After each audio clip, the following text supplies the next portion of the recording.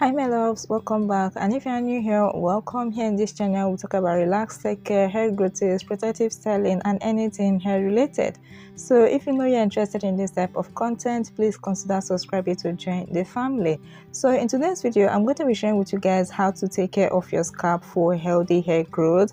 So how to make your scalp healthier, how to optimize the health of your scalp to get the best results for hair growth. So without further ado, let's just get started. Your scalp is the foundation for your hair, so taking care of it is a necessity if you want your hair to be healthy and if you want your hair strands to be at their best. If you want your hair to be at its best, taking care of your scalp should be one of your top priorities. It's just like when you are planting a seed or cultivating a plant without taking into consideration the soil.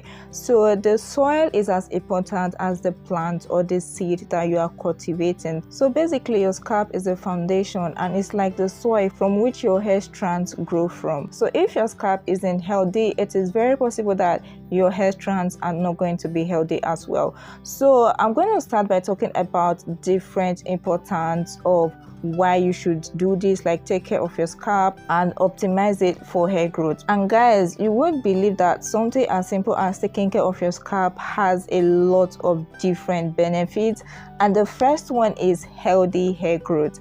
So I've already talked about this briefly. Basically, the more healthy your scalp is, the more healthy strands is going to produce. And if the health of your scalp is trash, it's very likely that your hair strands are going to look trashy as well. So that's why it is very important not to neglect your scalp while you are caring for your hair, because it's almost like pouring water into a basket if you are caring for your hair strands, or if you are building a solid regimen for your hair strands and then neglecting your scalp, because it's like trying to save hair that is already damaged when you would have gotten the best results by nurturing your scalp. And one of the ways the health of your hair can be affected is by the thickness of the strands. So if you naturally have thick hair strands, an unhealthy scalp can make it thinner. Yes, there are people who are genetically programmed to have thick hair strands and others who are genetically programmed to have thin hair strands.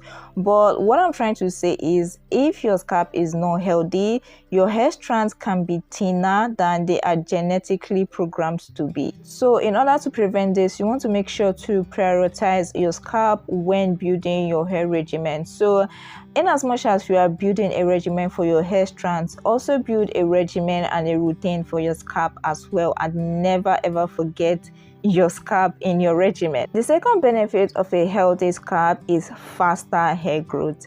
Believe it or not, the health of your scalp can determine how fast your hair grows. Okay, so if your scalp is damaged, it can lead to a slower hair growth rate compared to when it's healthy. But the same principles that applies to how it affects the thickness of your hair strands also applies here as well. So basically, some people are programmed to have slower hair growth compared to others. But if your scalp is unhealthy, it can slow or lower your hair growth rate compared to how it is genetically programmed to be. So let's say your normal hair growth rate is like 0.5 inches in a month. If your scalp is unhealthy, that can actually reduce it to 0.2 inches in a month. But if you can optimize the health of your scalp, you can get it back up to 0.5 inches. But if your hair growth rate is genetically programmed at 0.5 inches, you may not see any difference if you make changes to your scalp routine. So basically, caring for your scalp is like optimizing your scalp to get the best possible results when it comes to your hair strands with respect to length retention, the health of your hair, and your hair growth rate. So moving on, another reason why you want to take your scalp care very seriously is that doing this is going to prevent excessive shedding. So an unhealthy scalp can actually lead to excess shedding. So usually your hair sheds normally on a daily basis, like an average of 50 to 100 strands per day. But if your scalp is not healthy, this number can be increased. And there's a difference between shedding and breakage. Shedding is a normal physiological process. Breakage is what happens from manipulation and sort of like physical trauma. And in order to tell the difference between shed hair and broken hair, it's just to look at the hair strands you are looking. So shed hair tends to be longer since they have completed their hair growth cycle, unlike broken hair that tends to be shorter. Then when you take a strand of shed hair and observe the ends, you actually see a bulb at one of the ends, which shows that the hair strands actually pulled out from the follicles, unlike broken hair that does not usually have this. So basically that's some of the difference between shed hair and broken hair. Another benefit of a healthy scalp is preventing excessive breakage. So like I said earlier, an unhealthy scalp can lead to thinner hair strands, and thinner hair strands tend to break faster compared to when your hair strands are thicker or healthier. So in order to prevent this, you want to make sure to take your scalp care very seriously. Next up is preventing dandruff and itchiness. Like, I don't even think I need to explain this so much, because you guys know that when your scalp is not healthy, it is more likely to get build up dandruff and become itchy. So now moving on to how you can actually take care of your scalp, how to make your scalp healthier, how to optimize the health of your scalp, and some of the things you can consider when you are trying to build a healthy scalp routine. So the first thing I'm going to talk about is shampooing or washing your hair. Like, this is the first thing you should consider when you're trying to build a healthy scalp routine.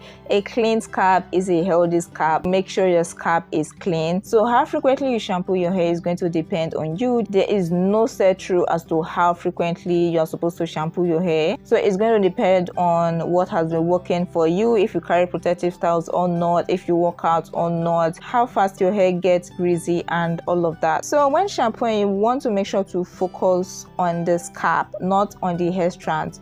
I always say in my videos that shampoos are meant for your scalp, while deep conditioners are meant for your hair strands. So the purpose of shampooing your hair is your scalp, while the purpose of deep conditioning is your scalp. So when you are deep conditioning, you don't even want it to get on your scalp because you don't want it to clog your follicles. But when you are shampooing your hair, this is when you should focus on your scalp. So when you are in the shower and that shampoo is on your hair, please focus thoroughly on the scalp.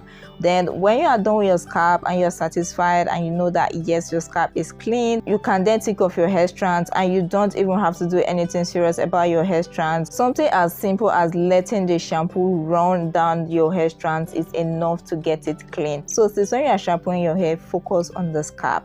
So next up is cleaning your hair in protective styles, especially long-term protective styles. So not everybody wash their hair in long-term protective styles, example me. So if this also applies to you, you have to find a way of cleaning your hair while in the protective style in order to keep your scalp clean. There are different methods of cleaning your scalp in protective styles apart from shampooing. So there's the option of using apple cider vinegar, there's the option of using dry shampoos, there's the option of using witch hazel spray, and also methylated spirit. Personally, I use methylated spirit, but so many people are not a fan of this because they feel like it dries their hair. And the way I combat this is after every cleaning routine, like after using methylated spirit, I follow it up with oiling my scalp, so that way my scalp stays clean while also being moisturized. Which is going to bring me to my next tip, which is moisturize or oil your scalp. Now when it comes to applying products on your scalp, you want to go light with the products. No heavy products, no butters, no heavy oils, no conditioners, none of that. Because if you go heavy on the products, they are going to clog your hair follicles, and instead of seeing a healthier scalp or healthier hair strands, what you are going to be getting is the opposite: thinner hair strands, damaged hair, and all of that. So in order to prevent this, make sure to use light oils when oiling your scalp. Okay, moving on, the next thing I'm going to be talking about is scalp massages. So scalp massages work by stimulating blood flow to the scalp, improving the circulation, resulting in a healthier scalp and healthier hair growth. In fact, there was a time I did a 30-day scalp massage challenge with an oil in the past, and guys, when I tell you that the rate of my hair growth doubled when I did it, like I was literally shocked. And that was like, I think 3 to 4 years ago. And most of you were with me on the challenge when I did it, because I was giving you guys like daily updates and all of that since I was doing the challenge every day. And yeah, I know we've had a lot of new subscribers since then. So in case you want to see how I did the challenge or the results I got from it and all of that, you can check out the 30 days hair growth challenge playlist on my channel. So that playlist was exclusively for that challenge. So yeah guys, scalp massage challenges actually help a lot with the health of your hair, and it doesn't have to be complicated. You just have to use the palm of your fingers or a scalp massager to massage your scalp just for about 5 minutes, and you can even do this every night before going to bed. And some people even take it further by using the inversion method, where you like lie down or sleep in a slightly upside down manner so that the level of your head is below that of the rest part of your body, and this results in more blood circulation to your head, to your scalp, and all of that. So yeah, if you have not been doing scalp massage challenges, girl, just try it. Even if it's just for 1 month, you will definitely see the difference. Okay, so moving on, the next thing I'm going to be talking about is avoid tight hairstyles. Avoid tight protective hairstyles. So whatever form of protective style you are installing, be it cornrows with extensions or not, or box braids, sew-ins, any form of protective style at all, make sure it is not too tight, because when your hairstyles are too tight, they tend to pull on your scalp and create tension on your scalp, which can lead to hair loss through what is called traction alopecia. So in order to avoid this, make sure your hairstyles are not too tight. I always say that if your styles are painful to the point that you have to take painkillers, that style is too tight, take it down. So you shouldn't have to take painkillers after a protective hairstyle. That is no longer a protective hairstyle. On the contrary, that hairstyle is going to lead to breakage. So if you have been installing protective styles and you have been getting breakage, and your hairstyles for those protective styles were tight, sis, you just found the source of your breakage. Okay, so always make sure your protective styles are not tight. I know some people worry that if their styles are not tight, they would last long. But sis, let me tell you, leaving a few extra inches at the roots of your braids in order to allow your hair strands and your scalp breathe is not going to create a noticeable difference long term. Like if you bring two people together that both carry their protective styles, like the same protective style, for 3 months, and you compare them, let's say for example one of them did a tight hairstyle and the other one did not do that, you will hardly notice the difference, and if there's a difference, it will be very minimal. So why do you want to break your hair? Why do you want to damage your hair because of something so little? So sis, if you have been getting tight hairstyles, stop it. Okay, so moving on, the next thing I'm going to be talking about is your diet. Your diet is as important, if not more important, than what you put on your hair or on your scalp, because the things that are going to nourish your scalp, the bases or the molecules for your hair growth, the maintenance of the skin of your scalp, and all of that comes from what you take inside. And I feel like external products we apply on our hair just helps to supplement this. So if your diet is trash, just know that your scalp and your hair strands, it's also likely to be trash. So with respect to water, with respect to diet, you want to make sure that you are on point. Make sure that you are taking in enough water to hydrate your skin and your hair. Make sure that you are taking a balanced diet, including fruits and vegetables. Okay, so sis, when you are trying to create your scalp care regimen, also take into consideration your diet. All right, so moving on, the next thing I'm going to be talking about is having clean sheets, pillowcases, and bonnets, because when all these things are dirty, rest assured that it's going to get your hair and your scalp dirty, and long term this can lead to an unhealthy scalp and unhealthy hair strands. Because what's the point of washing your hair, clarifying, shampooing, and all of that, including your scalp, only to come back and put all that under a dirty bonnet or on a dirty pillowcase? So sis, it's not just about getting your hair strands and your scalp clean, it's also about getting where you are going to lay them on clean. Okay, so whatever accessories you are using on your hair, like bonnets, pillowcases, scarves, and all of that, make sure that you are washing them regularly in order to make them clean. So moving on, the next thing I'm going to be talking about is treat any scalp issue you have.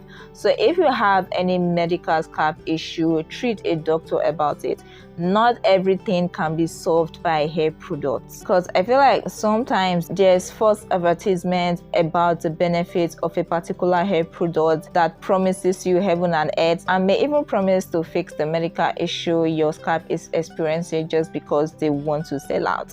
Girl, don't waste your money. If you have a medical scalp issue, see a doctor, go to the hospital to get it fixed. Your regular normal hair products may not be able to fix everything your scalp is experiencing. So if you know that there is a strange change in the health of your scalp or in how your scalp is looking, or you feel that is different from the norm, see a doctor, girl, and get it treated. So yeah guys, those are the tips I have for you on how to take care of your scalp and how to optimize it for healthier hair growth. So among all these tips I have mentioned, which of them are you curious about trying, and which of them are you going to incorporate into your next routine? Let me know in the comment section down below. Okay, so yeah guys, that's it for today's video. If you watched it this far and you enjoyed it and it was helpful to you, please don't forget to give it a big thumbs up. If you are new here and you aren't subscribed, please consider subscribing to join the family, and don't forget to turn on the post notification bell so that you'll be the first to get notified whenever I upload a new video. Okay, so yeah guys, that's it for today's video. Thank you so much for watching, and I'll see you in my next video. Bye.